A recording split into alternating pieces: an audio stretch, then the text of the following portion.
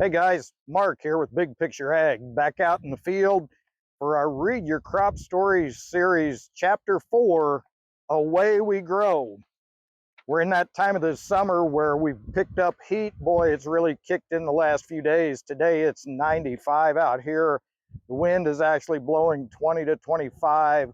The nighttime lows have been staying not all that low, but we're pretty fortunate. I think we're at a time in the crop growth that it's hopefully not costing us too much, even though kind of some of the numbers would look pretty difficult.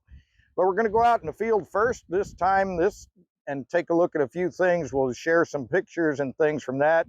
Then we'll spend a little time looking at the GDD charts and see what that might be showing us, just to kind of get a feel for what's our crop maybe telling us. So stick around, tag along, and let's see what we can learn. So we're going to start out talking about a few of the things we saw out in the field this afternoon. Uh, as the corn gets bigger, it's a little bit harder to do videos out there and show things. So I'm just going to walk through a few of the pictures. This is the plant that we put the zip tie on so that we could monitor our growth stages.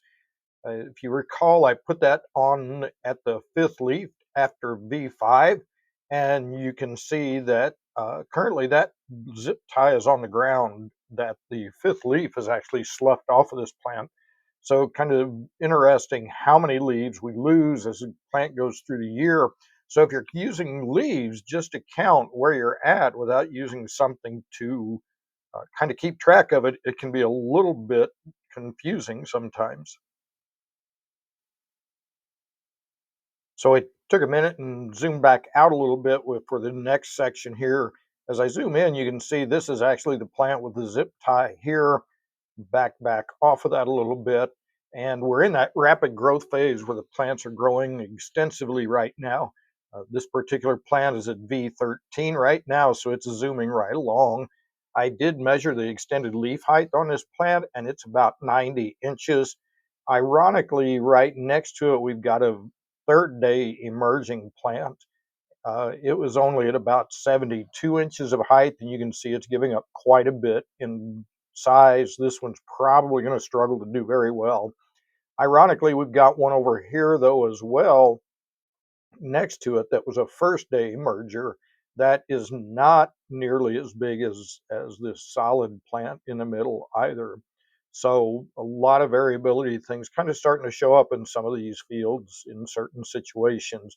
But nevertheless, everything's growing, looking good, and you can see the ground starting to get a little bit dry, but overall there should be still good moisture down in the soil profile. Zooming back in just a little bit, you can see we've still got our tillers going really well on these plants. This tiller is doing well. Our main plant here that we're watching, that's actually the tiller on it. Another plant over here has some other tiller work going on. So these plants are still hanging on and doing really well. We'll take a minute now, come back here into the office a little bit and take a look at some of the other things that we look at. We're going to look at the GDD chart a little bit. You can see here we are on June the 22nd. We're at 1110 GDDs at this point. As I mentioned in the field, it's gotten really hot the last few days. You can see here the last 4 days we've been cranking out some heat during the day. Even our nighttime lows here the last couple nights had been 81 as a nighttime low. We've got the indicators showing up over here that we're starting to stack those up. So that's something we're going to be talking about just a little bit more. We have picked up a little bit of rain. We picked up 8/10 through the week this week. But overall, in the last 2 weeks, we picked up several hundred GDDs. In fact, looking at this particular hybrid, if you recall, early in the year, we put here on the chart that it expected to silk at 1,358 GDDs. So we're only 250 away. Looking at the situation we've got here this time of the year, there's a very good chance we're 8 to 10 days away from tasseling and silking pollination beginning to start.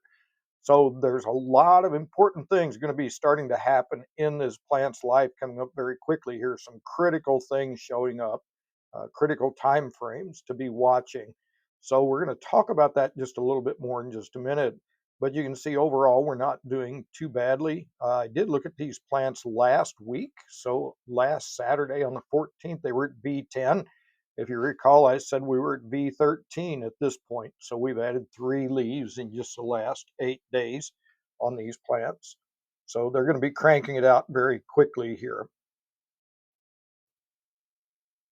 One of the things I talk about with big picture ag all of the time is becoming proactive in our approach, which means starting to look at what conditions our crops have had, but also looking forward. What are they going to be experiencing coming up? Are there going to be any challenging times? So I brought up here the forecast for the next, well, not quite 2 weeks, but yeah, pretty close to it. So you can see here the top section is the continuation of tomorrow through this coming Saturday. You can see we're going to maintain those daytime highs and up close to the mid 90s for a few more days. Our nighttime lows, which are crucial, are not going to drop down into the 60s, even coming all the way out in until early next week. So adding the days we've already had with the heat that we just looked at, combining that with the heat that we've got coming in. If this was a little bit later in the season during grain fill, especially if we were a little bit limited on moisture, these kind of situations really scare me. But even at this point, we know that our plants are going to be struggling just a little bit to survive through this, to optimize what they're doing.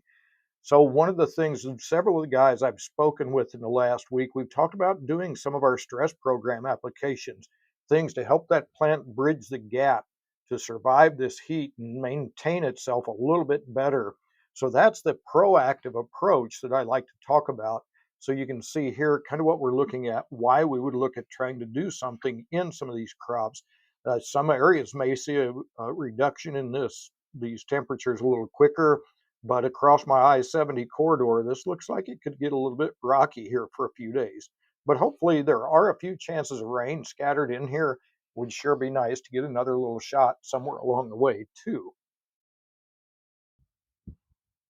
While a lot of the things we've been looking at so far have been with corn, there's no reason we can't do a lot of the same type of things with soybeans. This is a little spot where I came out in the field and did a flag emergence test on some soybeans to see, as we go through the season, is there a correlation in emergence timings with soybeans similar to what there are with corn? I don't know. I suspect that there probably is. I think some of the guys in the industry probably are starting to look at that a little more intently. But this is just a simple little quick check. Won't spend as much time here as we do in the corn at this stage of the season, but it is kind of interesting. We're here on June the 22nd, and I don't know if I can hone in there. Yeah, I think we're going to be able to see it right there. June the 22nd, this bean's got some blooms starting to happen. So starting to move along with the soybeans too. They're to that stage where they're going to start growing as well. So we'll keep an eye on this as we go through the season. So that's a wrap for today. As we look, the crops are doing pretty well. The corn's cranking along pretty decent. The beans are coming along, doing their thing. Not a lot to be concerned about right now, and for depending on how the weather shakes out, we're going to keep an eye on that. A few things be happening here very quickly. As we get toward pollination, it's another great time to just monitor how closely are our plants. This one we saw some plants separating a little bit in their stages. Obviously, that's probably going to show up in pollination, tassel, and silking timing as well. But that's a great time to watch your crops to get an idea. Are we still nice and even? That's going to be an indicator for how much do we push this crop as we go later in the season. And that time's going to be coming upon us really quickly. So I really anticipate that I may do another session with you next week.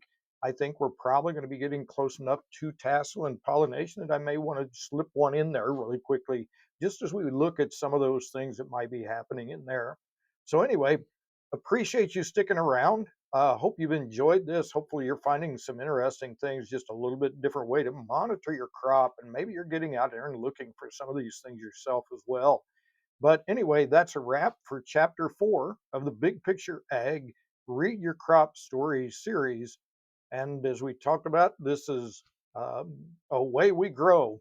That's what this was all about, the rapid growth phase of our corn. So anyway, get out and check your crop, see what's happening. We're going to be talking about a lot of things coming up very soon, and I look forward to seeing you then.